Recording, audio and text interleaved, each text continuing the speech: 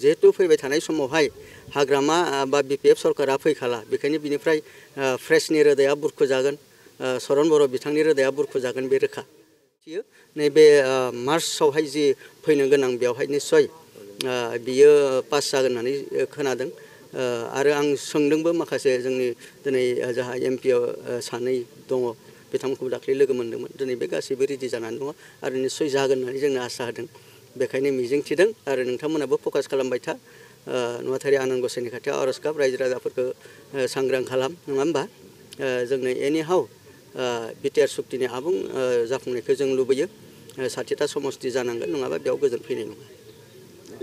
जोंहा एजेन्डा दंखायो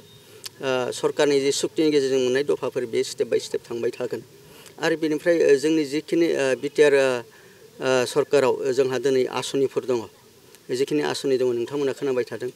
सुपार 50निफ्राय लानानै इनफ्रास्ट्राक्चार लामा दालां बानायनायनिफ्राय लानानै आइ अनसाय बिथांखिनिफ्राय लानानै बेबायदिनो ओमफ्राय आलारि सोरां बिथांखि रुप निर्मल आसनि बेबायदि गोबांथार जिखिनि गासै 35टासो फ्लेगशिप स्किम बानायनाय जादों दा बेखौ जों स्टेप बाय स्टेप मावफुंलांबाय थागोन दिनै गोलाव सम जोङो एनरेगाफोरखौ होनो हायाखैमोन दिनै सरकारा बेखौ होनो जागायबाय इन्डिभिजुवेल स्किमफोरखौ होनो जागायबाय आरो दिनै जिखिनि डिपार्टमेन्टेल पिडब्लिउडिनिफ्राय लानानै इडुकेसननिफ्राय लानानै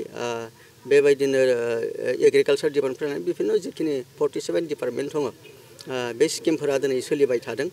आरो जोंबो बेफोरखौ पार्टि हिसाबै जोङो सोर मोनदों मोनाखै बबे गामियाव मोननांगौ बबे सुबायाव मोननांगौ बेफोरखौ जोङो नोजोर होबाय थादों बेखायनो आङो खावलायो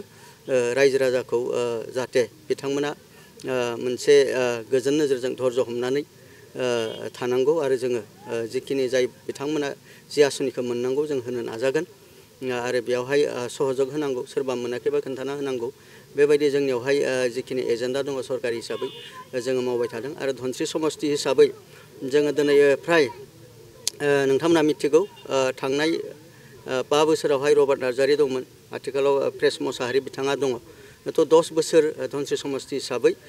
रायजो राजाया सरकारनिफ्राय गोजानाव थानो गोनां जादों दा बे हिसाबै गोबां उन जानानै दङमोन बेखायनो दिनै बिपिएफनिफ्राय कंग्रेसनिफ्राय एआइडिएफनिफ्राय लोब लोब फैबाय थादों आरो जोंखौ दिनै इउपिपिएल हिसाबै गोबां गोख्रों खालामबाय जोङो दिनै 13टा प्राइमारि गासै 84 बुथ कमिटि आरो सुबाफोर बेबायदि जोङो दिनैनि थारिखआव गोबां गोख्रों जानानै दङ थ' जिहेतु फैबाय थानाय समावहाय हाग्रामा बा बिपिएफ सरकारा फैखाला बेखायनो बिनिफ्राय फ्रेसनि रोदाया बुरखुजागोन सरन बर' बिथांनि रोदाया बुरखुजागोन बे रोखा बेखिनिखौनो आं मेसेज होबाय थेंक इउ